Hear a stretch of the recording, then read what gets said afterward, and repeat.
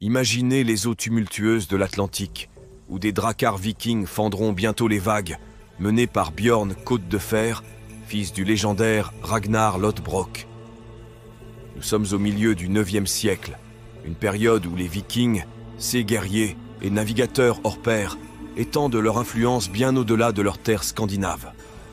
Aujourd'hui, nous allons suivre le périple de Björn dans le sud de la France, un voyage marqué par l'audace, le pillage et une victoire retentissante.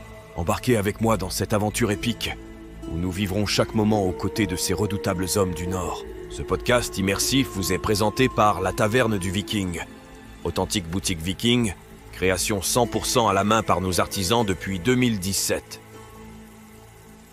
Dans les fjords glacés de Scandinavie, Björn et ses hommes préparent leur drakkar pour une expédition ambitieuse. Les navires, ornés de figures effrayantes, sont chargés de provisions, d'armes et d'une détermination farouche. Les guerriers, vêtus de leurs armures de cuir et de mailles, affûtent leurs haches et épées, tandis que les voiles sont tissées. Björn, un chef aussi stratège que son père, inspire ses hommes par sa présence imposante et son regard perçant. L'excitation et l'anticipation sont palpables parmi les hommes, prêts à suivre leur chef dans l'inconnu. Naviguant à travers les eaux tumultueuses de l'Atlantique, puis longeant les côtes ibériques, les Vikings atteignent enfin la Méditerranée. Cette mer inconnue leur réserve des défis et des merveilles.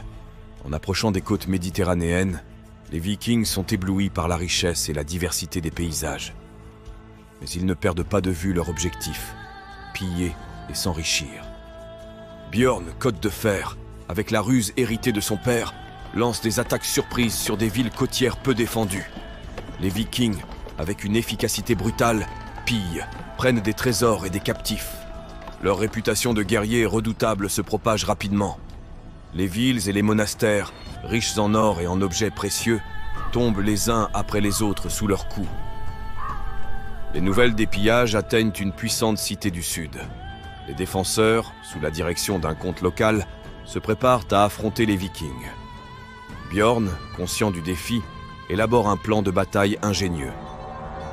Le jour de la bataille, les Vikings, formés en ligne de combat, font face à une armée bien équipée mais moins expérimentée. La bataille est féroce, les épées et les haches s'entrechoquent dans un balai mortel.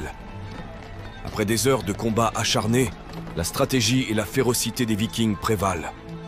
La cité est prise, et avec elle, une immense quantité de butin.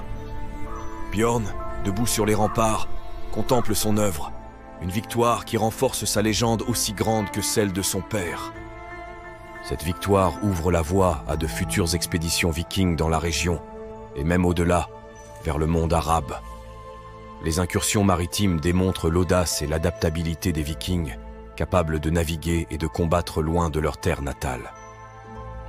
Alors que les navires reprennent la mer, chargés de trésors et de gloire, Björn et ses hommes chantent leurs exploits.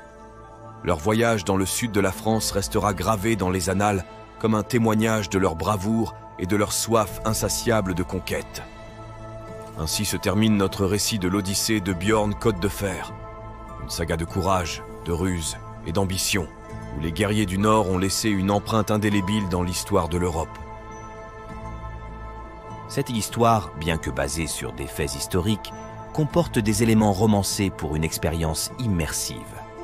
La figure de Björn Côte de Fer, par exemple, est entourée de mythes et son rôle exact dans les incursions vikings en Méditerranée est sujet à débat parmi les historiens.